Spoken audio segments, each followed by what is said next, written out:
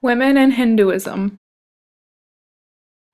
Gender roles play a major role in today's society and have throughout our history. They determined whether a woman in colonial times would be allowed out of her own house without her husband beside her. They were also a major issue as to whether women should be able to join the workforce. Gender roles decided who did the dishes and who mowed the lawn. Throughout history, gender roles, either imposed by society or created within the home, have altered dynamics within the home and society. However, gender roles have changed throughout time. Gender roles are the behaviors, attitudes, values, and other things that a particular culture considers appropriate for males and females. Thanks to women's rights movements and other movements, gender roles have adapted over time. However, in the Hindu religion, women are still seen as beneath their husbands or other men. Hindus believe that a human's basic nature is not confined to the body or the mind. Beyond both of these is the spirit or the spark of God. This spirit is within us and also within everything we see. All beings and all things are really in their deepest essence this pure or divine spirit full of peace, joy, wisdom, ever united with God. Reincarnation is a belief strongly held by the Hindus. The events of this life are not enough to account for all of the suffering going on in the world. To reasonably explain an excess of suffering or of enjoyment in this life, it is assumed that we all have had previous existences, and that we are now reaping the results of those previous actions. We can create a better tomorrow by doing better actions today. However, as long as desires remain in our minds, the tendency towards rebirth will exist. Hindus follow a code of behavior called a dharma. One's dharma is determined by the place in society and the duties associated with it. There are four main social positions, or varna: Brahmins, rulers and soldiers, merchants, and workers. Just as Christians have the Bible and Muslims have the Quran, people of Hinduism also have several sacred texts. Ancient sacred texts were written in Sanskrit, the language of ancient India. The Vedas are the oldest, about 3,000 years old. They are a collection of hymns, prayers, and magic spells. The Upanishads are stories and parables told by gurus to their students. The Mahabharata is a story of a war between two royal families, and the Ramayana is a story of the god Rama and the rescue of his wife Sita from Ravana, the evil demon king. Women in Hindu texts often seem to be hierarchically inferior to men. In classical Hindu texts, women are often perceived to be inferior beings, sometimes diminished to the level of workers, regardless of their actual caste affiliation. One of the most widely known of the Dharma Shastras depicts women as being entirely submissive to men. A girl is governed by her father, a married woman by her husband, and a widow by her sons.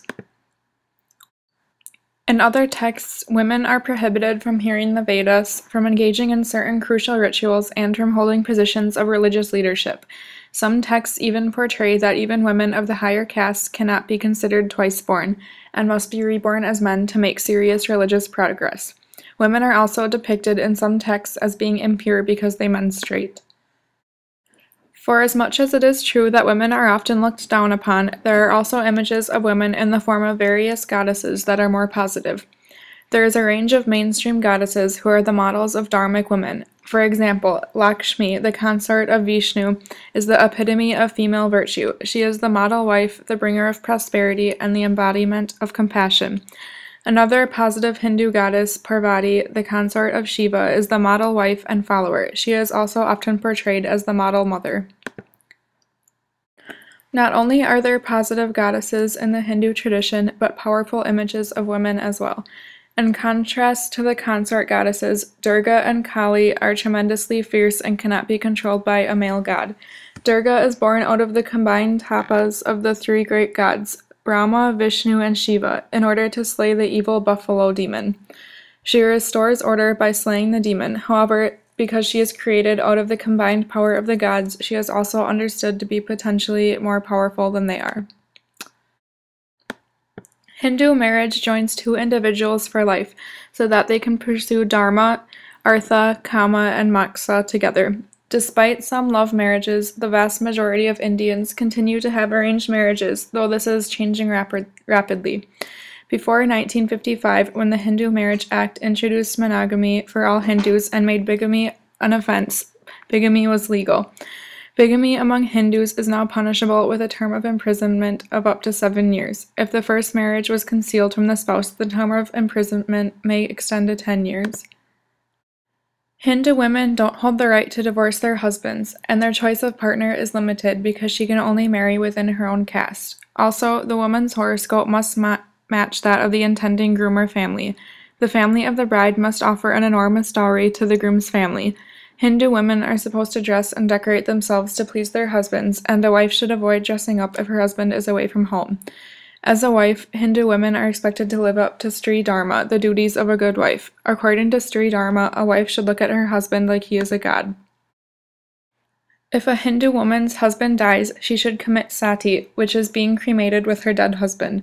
But since today's laws forbid sati, society mainly punishes women in other holy ways. Even if a Hindu woman's husband dies, she cannot remarry, and the widow is considered to be a curse and must not be seen in public.